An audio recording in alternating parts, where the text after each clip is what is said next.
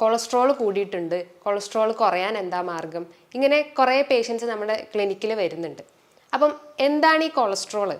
Cholesterol അത്ര അപകടകാരിയായിട്ടുള്ള ഒരു വസ്തുവൊന്നുമല്ല. അത് നമ്മുടെ ശരീരത്തിൽ ഉൽപ്പാദിപ്പിക്കുന്ന ഒരു വാക്സി സബ്സ്റ്റൻസ് ആണ് ഈ കൊളസ്ട്രോൾ എന്ന് പറയുന്നത്.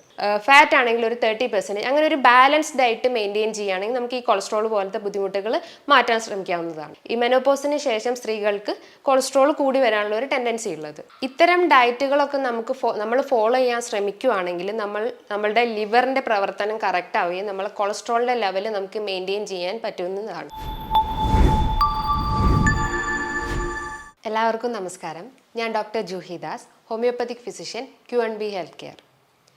ഇന്ന് നമ്മുടെ ക്ലിനിക്കിലൊക്കെ ഒരുപാട് പേഷ്യൻസ് കൊളസ്ട്രോൾ കൂടിയിട്ടുണ്ട്, കൊളസ്ട്രോൾ കുറയാൻ എന്താ മാർഗം, ഇങ്ങനെ കുറേ പേഷ്യൻസ് നമ്മുടെ ക്ലിനിക്കിൽ വരുന്നുണ്ട്. അപ്പം എന്താണ് ഈ കൊളസ്ട്രോൾ? കൊളസ്ട്രോൾ അത്ര അപകടകാരിയായിട്ടുള്ള ഒരു വസ്തുവൊന്നുമല്ല. അത് നമ്മുടെ ശരീരത്തിൽ ഉൽപ്പാദിപ്പിക്കുന്ന ഒരു വാക്സി സബ്സ്റ്റൻസ് ആണ് ഈ കൊളസ്ട്രോൾ എന്ന് പറയുന്നത്. അപ്പം അതിൻ്റെ പ്രധാന ധർമ്മങ്ങൾ എന്തൊക്കെയാണെന്ന് നമുക്ക് നോക്കാം. പ്രധാനമായിട്ട് അത് നമ്മളെ കോശങ്ങൾ, അതായത് ടിഷ്യൂസിനെ ബിൽഡപ്പ് ചെയ്യാൻ സഹായിക്കുന്നു. മറ്റൊന്നെന്ന് പറഞ്ഞാൽ വൈറ്റമിൻ ഡി അബ്സോർപ്ഷനെ സഹായിക്കുന്നു. മറ്റൊന്നെന്ന് പറഞ്ഞാൽ ഹോർമോണൽ ബാലൻസ് മെയിൻറ്റെയിൻ ചെയ്യാൻ ഈ കൊളസ്ട്രോൾ സഹായിക്കുന്നു. അപ്പം നമ്മൾ ഈ കൊളസ്ട്രോളിന് ഇങ്ങനെ പേടിച്ച് നിർത്തേണ്ട ഒരു കാര്യമൊന്നുമല്ല. അതിൻ്റെ വാല്യൂ നോർമലിൽ നിന്ന് ഹൈ ആകുമ്പോഴേക്കാണ് ഈ കൊളസ്ട്രോൾ എന്ന് പറഞ്ഞ ഒരു ഇതിനെ നമ്മൾ കൂടുതലായിട്ട് ഭയക്കുന്നത്. അപ്പം നമുക്ക് ഈ കൊളസ്ട്രോൾ ടെസ്റ്റ് ചെയ്യാൻ പല ടെസ്റ്റുകൾ ഇന്ന് അവൈലബിൾ ആണ്. അതായത് ലിപ്പിഡ് പ്രൊഫൈൽ ടെസ്റ്റാണ് മെയിനായിട്ട് നമ്മൾ കൊളസ്ട്രോൾ ചെക്ക് ചെയ്യാൻ ഉപയോഗിക്കുന്നത്.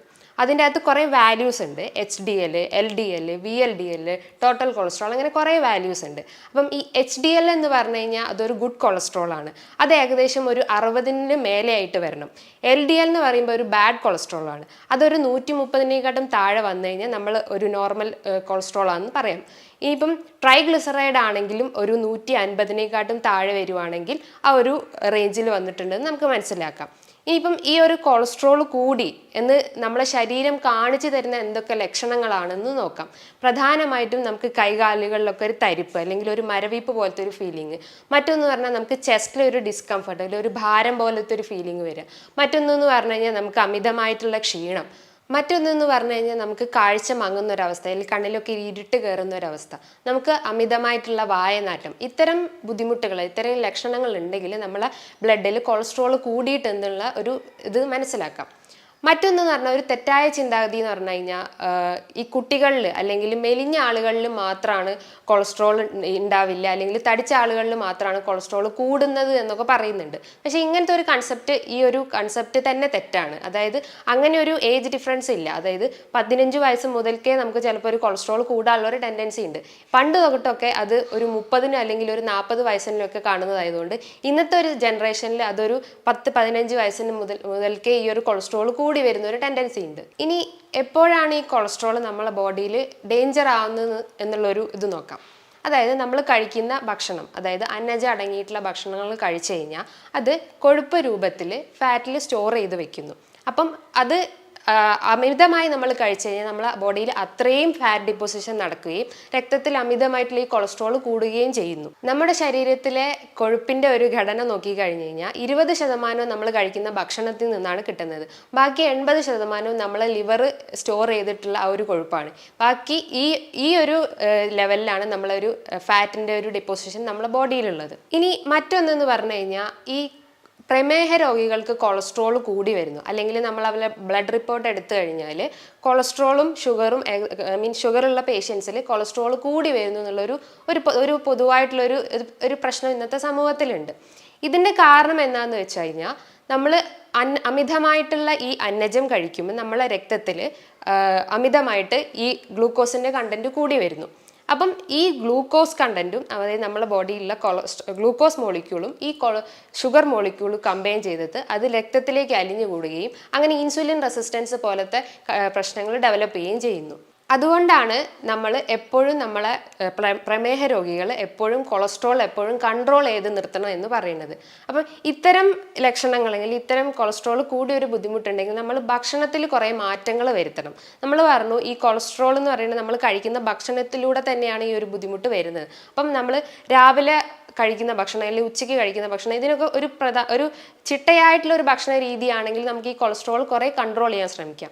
അപ്പം ആദ്യം തന്നെ രാവിലെ നമ്മൾ കഴിക്കുന്ന ഒരു ഭക്ഷണം ഗ്ലൂക്കോസ് അടങ്ങിയിട്ടുള്ള ഒരു അന്നജം അടങ്ങിയിട്ടുള്ള ഭക്ഷണങ്ങളാണെങ്കിൽ അത് കഴിവതും കുറയ്ക്കാൻ ശ്രമിക്കുക. അതായത് അരി എന്ന് പറഞ്ഞാൽ ഈ വെള്ള അരി പോലത്തെ ഉണ്ടാക്കിയ അല്ലെങ്കിൽ അരി പുളിപ്പിച്ചിട്ടുണ്ടാക്കിയ ഭക്ഷണങ്ങൾ ഉണ്ടെങ്കിൽ അതൊക്കെ കഴിവതും കുറയ്ക്കാൻ ശ്രമിക്കുക. പകരം പ്രോട്ടീൻ ആയിട്ടുള്ള കണ്ടന്റ് കൂടുതലായിട്ട് ഉൾപ്പെടുത്താൻ ശ്രമിക്കുക. അതേപോലെ തന്നെ നമ്മളെ ബോഡിയിൽ എപ്പോഴും ഒരു ബാലൻസ് ഡയറ്റ് മെയിൻറ്റെയിൻ ചെയ്യുക. അതായത് ഒരു കാർബോഹൈഡ്രേറ്റ് ഒരു 500% അല്ലെങ്കിൽ 50%, പ്രോട്ടീൻ ആണെങ്കിൽ ഒരു 20%, ഫാറ്റ് ആണെങ്കിൽ ഒരു 30%, അങ്ങനെ ഒരു ബാലൻസ് ഡയറ്റ് മെയിൻറ്റെയിൻ ചെയ്യുകയാണെങ്കിൽ നമുക്ക് ഈ കൊളസ്ട്രോൾ പോലത്തെ ബുദ്ധിമുട്ടുകൾ മാറ്റാൻ ശ്രമിക്കാവുന്നതാണ്. അതേപോലെ തന്നെ നമുക്ക് പ്രോട്ടീൻ റിച്ച് ആയിട്ടുള്ള ഈ പയറുവർഗ്ഗങ്ങൾ എടുക്കുന്നത് ഒരു പ്രശ്നമില്ല. കാരണം ചിലർ ചോദിക്കും പയറൊക്കെ എടുത്തു കഴിഞ്ഞാൽ നമുക്ക് ഗ്യാസ് കയറുമോ, അങ്ങനത്തെ ബുദ്ധിമുട്ടുകൾ ഉണ്ടോ എന്നൊക്കെ ചോദിക്കും. അങ്ങനത്തെ ഒരു പ്രശ്നമൊന്നും ഉണ്ടാവില്ല. കാരണം അത് കൂടുതൽ ഫൈബർ റിച്ച് ആയതുകൊണ്ട് നമ്മുടെ ഡൈജഷൻ കുറച്ചുകൂടി എളുപ്പമാക്കുകയും ചെയ്യും. മറ്റൊന്ന് പറഞ്ഞാൽ നമ്മൾ ചപ്പാത്തിയൊക്കെ കഴിക്കുമ്പം അതിൻ്റെ കൂടെ തന്നെ നമുക്ക് എന്തെങ്കിലും മുട്ടയായിട്ടോ അല്ലെങ്കിൽ സാലഡായിട്ടോ അല്ലെങ്കിൽ വെജ് സാലഡായിട്ടുള്ള ഭക്ഷണങ്ങൾ കൂടുതലായിട്ടും ഉൾപ്പെടുത്താൻ ശ്രമിക്കുക. മറ്റൊന്നെന്ന് പറഞ്ഞു കഴിഞ്ഞാൽ നമുക്ക് തൈര് അല്ലെങ്കിൽ പ്രോബയോട്ടിക് ആയിട്ടുള്ള ഐറ്റംസ് ആയിട്ടുള്ള തൈരൊക്കെ കൂടുതലായിട്ട് എടുത്തു കഴിഞ്ഞാൽ അത്രയും നമുക്ക് കൊളസ്ട്രോൾ കൺട്രോൾ ചെയ്യാൻ പറ്റും. ഇനിയിപ്പോൾ രാത്രിയാണെങ്കിൽ രാത്രി നമ്മൾ കഴിവതും ഭക്ഷണങ്ങൾ കുറയ്ക്കാൻ ശ്രമിക്കുക. അതും കഴിക്കുകയാണെങ്കിൽ തന്നെ ഒരു മിതമായ രീതിയിൽ ഭക്ഷണം കഴിക്കാൻ ശ്രമിക്കുക. പിന്നെ കഴിവതും നമ്മൾ വൈകുന്നേരങ്ങളിലൊക്കെ ചായ കുടിക്കുകയാണെങ്കിൽ കഴിവതും ഷുഗർ, അതായത് പഞ്ചസാര ഇട്ട ചായ കഴിവതും ഒഴിവാക്കാൻ ശ്രമിക്കുക. പകരം ചെറുതായിട്ടുള്ള ചെറിയ ചെറിയ ഭക്ഷണങ്ങൾ ഉൾപ്പെടുത്താൻ ശ്രമിക്കുക.